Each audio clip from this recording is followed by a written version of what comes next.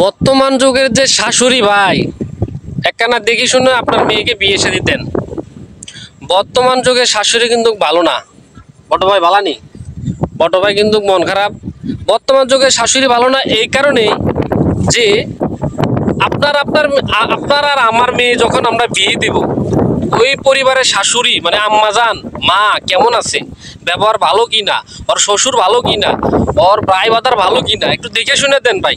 কেননা আপনার মেয়ে তো পড়াশোনার মধ্যে মুগ্ধ ছিল, টিকটকে মুগ্ধ ছিল, লেখাপড়ায় মুগ্ধ ছিল, মনে করেন যে নাচ গানে মুগ্ধ ছিল, ভাত কেমনে রান্ধে, তরকারি কেমনে রান্ধে, এন তো মোটামুটি ভালো করে এখনো শিখে নাই। বিয়ের সাথে কিন্তু দিয়ে লাইতেছেন, পরিবার ভালো, কিন্তু পরিবার ভালো না খারাপ এটার কোনো খবর নেন নাই। শাশুড়ি মূল কথা হলো শাশুড়ি, শাশুড়ি ভালো কিনা সেটা খবর নিতে হইব। শাশুড়ি যদি ভালো থাকে অবশ্যই আপনার মেয়েটা ওখানে নিশ্চিত ভালোভাবেই থাকবে। আর যদি শাশুড়ি খারাপ থাকে তাহলে মনে করেন যে উড়ান ঝাড়ু দিতে একটু যদি ময়লা থাকে তখন মনে করেন যে চলে যাইব বাপ মার বিষয়। কি আপনার বাপ মা কি ঝাড়ু দেওয়া শিখায় নাই? আপনার বাবা মা কি ভাত রান্না শিখায় নাই?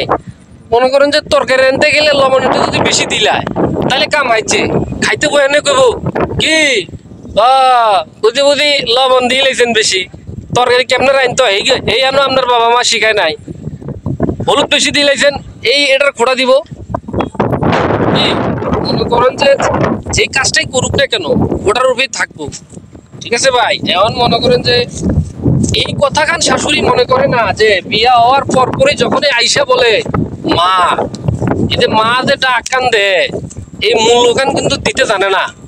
অনেকে জানে আবার অনেকে জানে না। মনে করেন যে এমন কথা বলবে আপনার মেয়েকে, আপনার মনে করেন যে আপনি শুনলে আপনার মেয়ে তো হয়তো বলবে না আপনাদেরকে, কিন্তু আস্তে আস্তে প্রকাশ করবে যে আমার শাশুড়ি বেশি একটা সুবিধার না, বেশি একটা ভালো না, শাশুড়ি খালি কেট কেট করে, রান্না করতে পারি না, লবণ বেশি দিলাই, আচারে দিতে পারি না, কাজকর্ম কম করি। আর মনে করেন যে খানা দানার বিষয় যদি মনে একটু বেশি খায় তাহলে জীবন শেষ। এই খোটা হইনতে হইনতে আপনার মায়ের জীবন শেষ। খালি বেশি খাইলা মনে করেন যে কাজটাই করুক না কেন, আসেন পয়েন্টে আসেন। এই যে চাবি আছে না, চাবি বিড়ির চাবি এটা মনে করেন যে হাতে দিত না কিনলাই, ও বুঝছেন না, সংসার চলে যাইব বউ রাতে, হোলা চলে যাইব বউ রাতে। এহান কিন্তু শাশুড়ি মানে নিতে আইতো না। যতদিন মনে করেন যে বাঁচি থাকবো অতদিন মনে করেন যে হেবেটের কন্ট্রোলে রাখবো সবকিছু। কন্ট্রোল না রাখলে তো মনে করেন যে কাম হইব না। যাই হোক ভাই, মা তো কিছু বলতে পারতেছি না, বেশি বললে পরে সবারই তো মা আছে।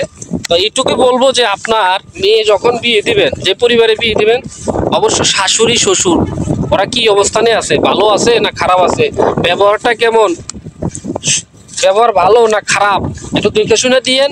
তো সবাই ভালো থাকবেন, সুস্থ থাকবেন। পুনরায় আর একটা ভিডিও নিয়ে আসবো, মৌলিক কথা নিয়ে আসবো। আমার কথাতে যদি কোনো ভাই বোন, বড় ভাই ছোট ভাই যদি মন খারাপ করে থাকেন অবশ্যই নিজ গুণে ক্ষমা করে দিয়েন। আল্লাহ হাফেজ, সবাই ভালো থাকবেন।